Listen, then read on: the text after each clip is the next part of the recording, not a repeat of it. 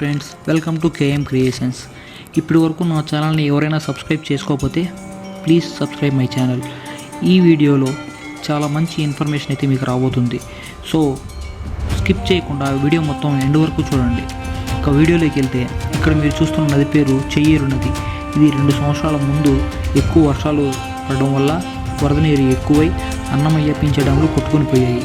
ఇవి కొట్టుకుపోవడం వల్ల ఈ డ్యాముల నుండి వచ్చే వాటర్ మొత్తం ఈ నది ద్వారా ప్రవహిస్తుంది. కాబట్టి ఈ నది చుట్టుపక్కల ఉన్న గ్రామాలన్నీ వరద నీటిలో కొట్టుకొని పోయాయి. మనం ఇదంతా పక్కన పెడితే ఈ నది చరిత్రలోకి వెళ్ళామంటే, ఈ నది పేరు ప్రాచీన కాలంలో బహుదా నది అని పిలిచేవాళ్ళు. ఈ బహుదా నది ప్రాంతానికి నారద మహర్షి కోరిక మీద విష్ణుమూర్తి రావడం జరిగింది.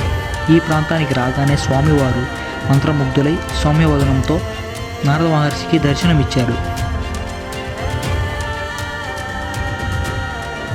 ఆ సౌమ్య రూపాన్ని చూసి నారద మహర్షి ఇక్కడే సౌమ్యనాథుడిగా వెలసి భక్తుల కోరికలు తీర్చాలని కోరగా స్వామివారు విగ్రహ రూపం దాల్చాడు. దేవతలు స్వయంగా స్వామివారి గుడిని ఇక్కడ నిర్మించారు. నారద మహర్షి స్వామివారిని ఇక్కడే ప్రతిష్ఠించారని స్థల పురాణం చెప్తుంది.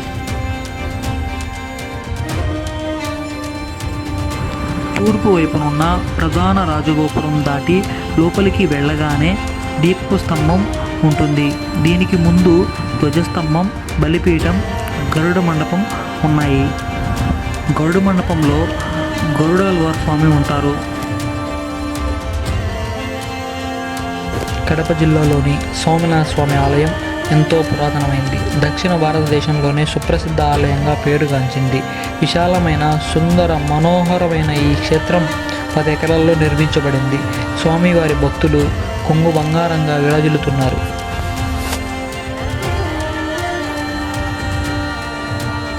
ఈ దేవాలయానికి తెలుగు శాసనాలు తక్కువగాను, తమిళ శాసనాలు 50కి పైగా ఉన్నాయి.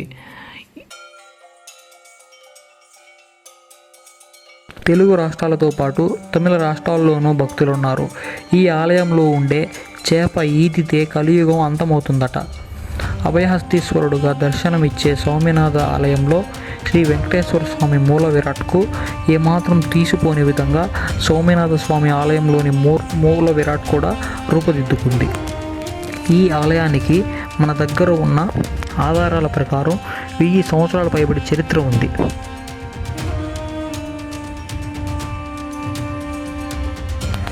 నారద మహర్షిచే ప్రతిష్ఠించబడిన సంతాన సౌమ్యనాథుడిగా, విశాల సౌమ్యనాథుడిగా, కలియుగ దైవంగా విరాజిల్లుతున్న సౌమ్యనాథ స్వామి నందలూరులో వెలిశాడు. ఈ ఆలయం ప్రత్యేకత సూర్యకాంతి లేకుండా మూల విరాట్ తేజోయమానంగా ప్రకాశించడం అద్భుతంగా చెప్పవచ్చు.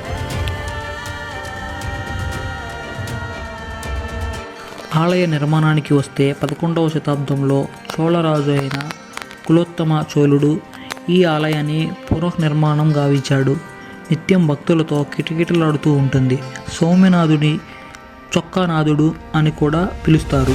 ఆలయం నిర్మాణానికి ఎర్రరాయిని ఉపయోగించారు. 16వ శతాబ్దంలో నందలూరుకి 5 మైళ్ళ దూరంలో ఉన్న పొత్తపి రాజధానిగా ఉండేదట. ఈ ప్రాంతాన్ని పరిపాలించే వెంగళరాజు రాణి చెన్నమని సౌమ్యనాథుడికి రత్నాల కిరీటం, శంకుచక్రాలను సమర్పించినట్లు చరిత్రకారులు చెప్తున్నారు. ఈ ఆలయాన్ని తాళపాక అన్నమాచార్యులు స్వయంగా వచ్చి దర్శించుకునేవారని చెప్తుంటారు. అన్నమాచార్యుల వారు సౌమ్యనాథ స్వామికి ఎన్నో కీర్తనలు కూడా రాశారని చరిత్రకారులు చెబుతున్నారు.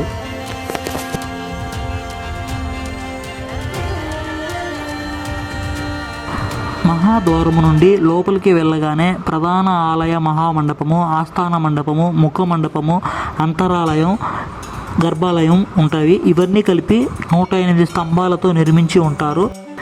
ఇవన్నీ చూడడానికి చాలా బాగా అనిపిస్తాయి. నారదముని కోరిక మేరకు విష్ణుమూర్తి బహుదా నది తీరాన సౌమ్యనాథ అనే పేరుతో వెలసారని స్థల పురాణం చెప్తుంది. సంవత్సరానికి ఒక్కసారి సూర్యకిరణాలు స్వామివారి పాదాలు తాకేలా అప్పటి శిల్పకళాకారులు గుడిని నిర్మించారు.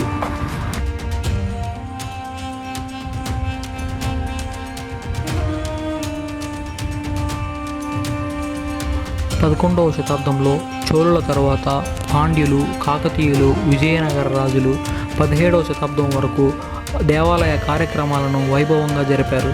ప్రతాపరుద్రుడు ఈ దేవాలయానికి గాలిగోపురం నిర్మించినట్టు మన దగ్గర చరిత్ర ఆధారాలు ఉన్నాయి.